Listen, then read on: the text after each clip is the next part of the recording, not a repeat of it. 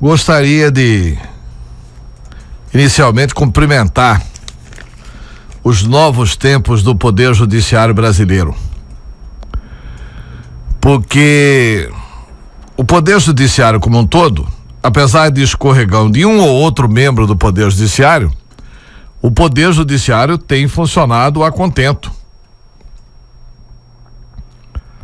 É evidente que pululam críticas para comportamentos como o do ministro Marco Aurélio de Mello, que após ter sua filha nomeada como desembargadora federal, coincidentemente oferece uma decisão inconstitucional para agradar a presidente Dilma Rousseff ao estabelecer o início do impeachment em decisão que não será cumprida pela Câmara dos Deputados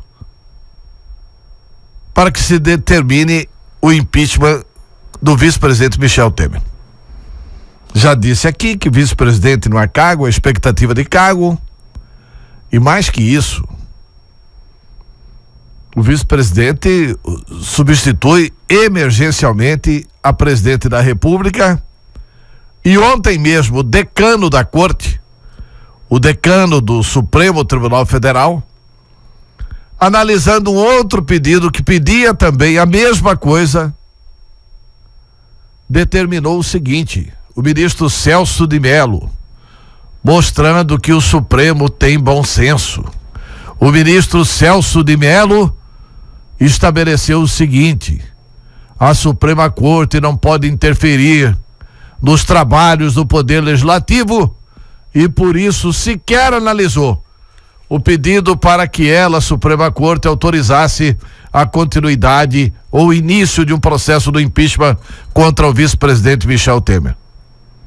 Veio da própria Suprema Corte a decisão correta do princípio da separação dos poderes. A separação dos poderes é um tema que o mundo inteiro se dedica a ele desde Montesquieu, que escreveu O Espírito das Leis, e que foi a tripartição dos poderes separada por um gesto que maculou a própria Constituição do Brasil na decisão do ministro Marco Aurélio. Mas um erro daqui conserta-se ali, como por exemplo essa decisão do ministro Celso de Mello, que não revoga a do Marco Aurélio, mas mostra claramente que o ministro Marco Aurélio vai perder por 10-1, porque se deixou levar pela emoção, pela gratidão, e ministro do Supremo Tribunal Federal não é para votar por gratidão, não é para votar para agradar quem ele imagina que teve, ou quem teve efetivamente, influência para a nomeação da filha como desembargadora federal. Tomara que não tenha sido isso, tomara que seja exagero da internet, das especulações, tomara que seja um erro humano, mas um erro humano que não seria cometido por primeiranista de direito é difícil de acreditar, até porque o ministro Marco Aurélio já demonstrou que de direito ele conhece. Então, só pode ter sido deliberadamente o erro cometido, ou seja, um erro cometido com dolo. Mas a própria Suprema Corte vai rever esse erro. Eu quero comemorar, não porque comemorar no sentido de que tem alguma coisa, nem conheço o doutor Evandro Stabile, mas eu quero comemorar o fato do Superior Tribunal de Justiça ter autorizado a prisão do desembargador Evandro Stabile do Tribunal de Justiça de Mato Grosso.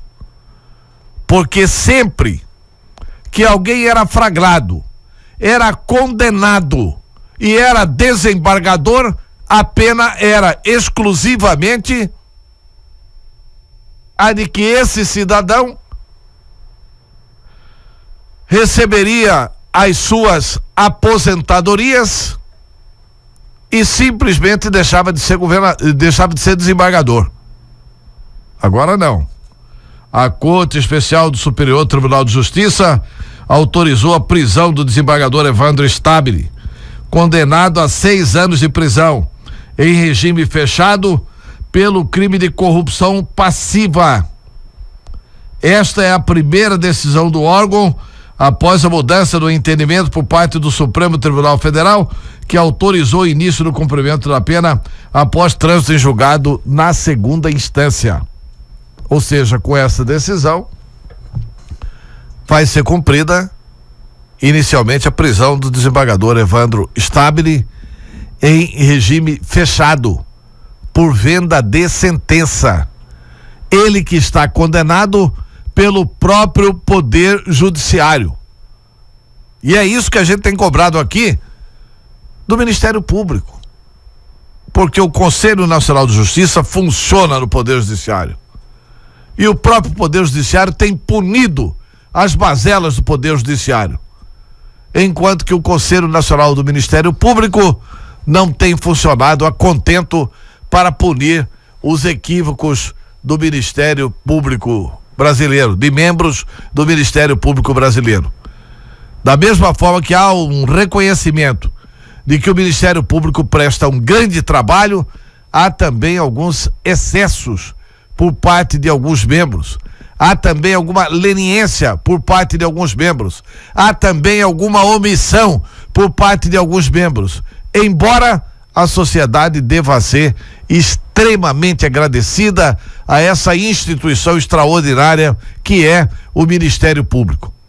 Veja o trabalho brilhante que faz aqui o Ministério Público Estadual, mandando para cadeias pessoas que se julgavam inatingíveis até 2 ou 3 anos atrás, mandando não, pedindo para que fosse para a cadeia, porque quem manda para a cadeia é o Poder Judiciário.